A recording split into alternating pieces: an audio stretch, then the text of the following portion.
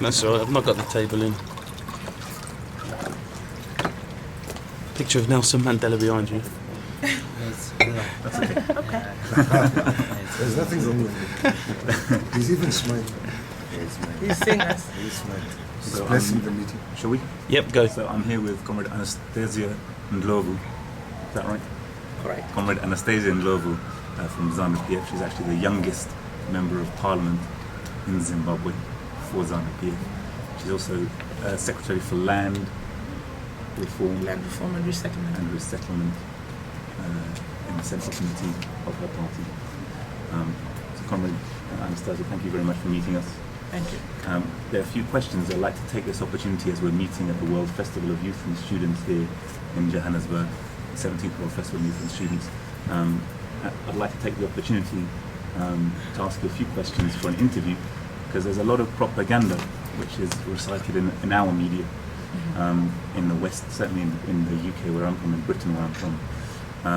And I'd like to take this opportunity to get your response, to let you know, so you can let our viewers know how the situation is on the ground. And I think that'd be very useful for them to understand. Is that all right? I wonder if we could start by discussing the land reform. You're Secretary for Land Reform and Resettlement in the Central Committee of your party. You must be in a position to give us information. Correct. In our country, they say that it's a racist policy to take land from whites and give it to blacks. More than that, they say it's been corrupt and is full of cronyism, that it's just Mugabe's friends, relatives, family who are benefiting from this process. And lastly, the accusation they level is it's such a poorly thought out reform that has led to decrease in productivity that's pushed the people of Zimbabwe to the point of famine. So those are the really three lines that they push very hard, and I wonder if I could get you to respond to those. Thank you very much, Comrade. I might say that to start with, the land reform program in Zimbabwe could not have come at a better time than the time at which it came, that is in 2002. I will give a brief historical perspective that the British in the 1890s came and grabbed the land from Zimbabweans for free, and they just did not take any land, but they gave themselves the most fertile land.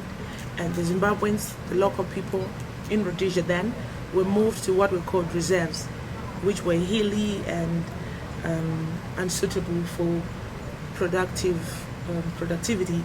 with regards to agriculture.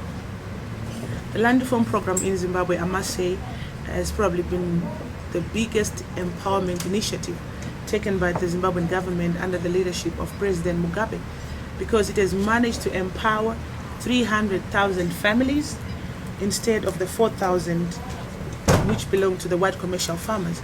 So it is not a racist initiative, but it is a program that has empowered black Zimbabweans of all sectors.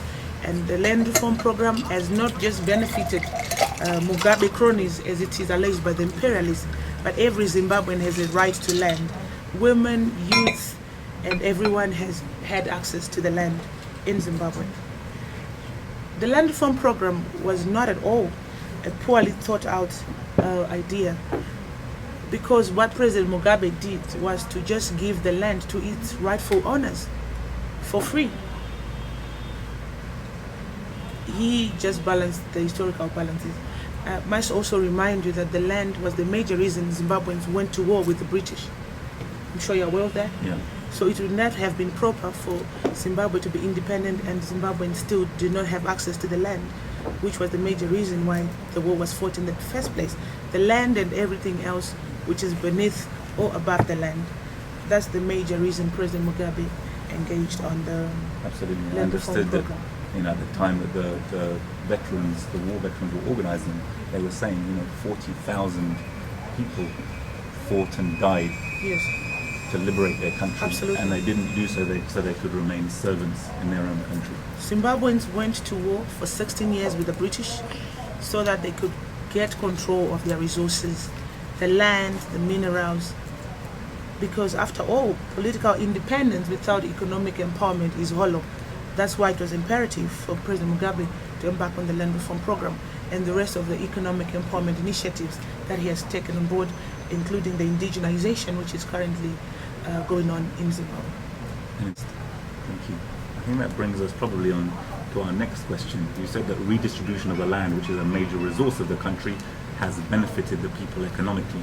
But we know that in answer to that, our government has put in, and not just our government, but I think the EU and certainly the US as well, has put in major programs of sanctions, economic sanctions against the Zimbabwean people. Clearly there's things that are running in different trends there. They're giving land back to them, which gives them wealth and empowers them. Yes. But how has the sanctions affected your economy, and how has that affected life for the people of Zimbabwe?